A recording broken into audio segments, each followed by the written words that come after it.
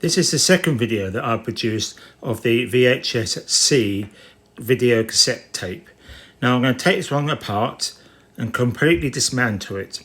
There are 4 screws that hold the bottom of the case together. Now the 4 screws removed are all the same. Now to remove the top, you need to also press in the plastic retaining clips. You can use a screwdriver to do this. While these are pushed in, you can remove the top half of the cassette. While you're doing this, you also need to release the front flap by pressing in the small button on the side. Now you can lift it up. Now as you can see, there's no mechanical parts in this top part apart from the flap. Now take a good look before you remove anything. The first thing we're going to remove is the guide roller.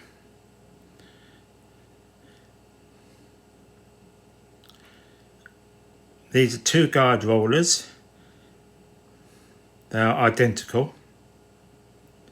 And then we're going to move the other guide roller. And then it would be the guide posts.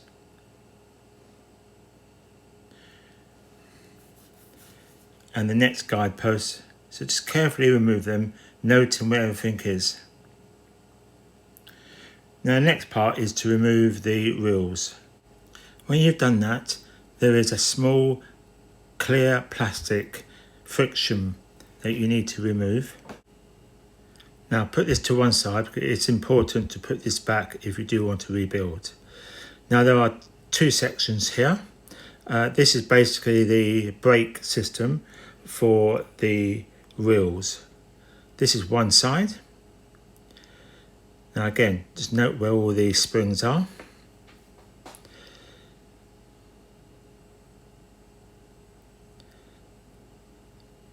And the middle part, this is called the brake actuator. This green sliding tab is to protect accidental recording over the tape. And this is the final part. This is the tape door relatch catch. You can pull it out. There it is there. Now if you want to take the flap off itself, you need to push quite hard, make sure not to break it, and then you can pull it out from the spring on the other side. Now the spring is very small, so be very careful with it. There it is there. Make sure again exactly where it goes. Now finally, when you're taking it out, put it to one side. And that's it. The third video will be reassembling it and putting it back to vision. I'm going to show you how to reassemble it. Now the guides that I'm putting on the right hand side, there are 2 on the right hand side. And next I'll now put the backing pad. Now that backing pad goes in between the rollers, and the tape goes in between that when the spools are put in. Now on the left hand side there is another guide roller, and next to it will be the guide posts.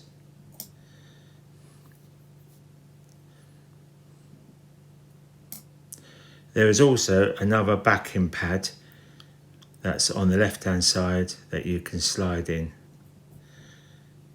And just carefully put it in. It will go in. It may sometimes slip out, but you can adjust it when you put the tape in.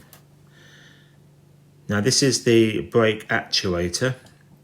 It's basically a brake to stop the supply and take-up wheel from going around when it's not in the machine. Now just make sure that you get the springs in the right place, and you can just check it to see if it works. There are 5 still photos at the end of this video so you can check to make sure everything is in its place. On the top right hand corner there's a green sliding tab. Now what you do is put that in. That's to protect the tape from recording on. Now this is the take-out wheel. and you need to run the magnetic tape around where the backing pad is and where the guide roller is. Now it takes a bit of time. Make sure you do run it around the backing pad and the roller. And when you've done that, you can then just tighten up to make sure it's working correctly. The next part to put on is the protective tape door. Now the spring is quite small, so you have to be very careful how you put it on, and there is a picture exactly where it goes at the end of this video. Now that's where it goes there, just about see it. Now you need to put the tape door on, and there are pins at both ends. Fit the tape door release catch, slide it in place, and just check to make sure it works by lifting the door up and down. Now you can put the top on, line it all up carefully. If it is all lined up carefully, it will sit down quite easily onto the top of the cassette housing. Now put the 4 screws in, they're all the same, and that's it. And here are some pictures to just show you exactly where everything goes.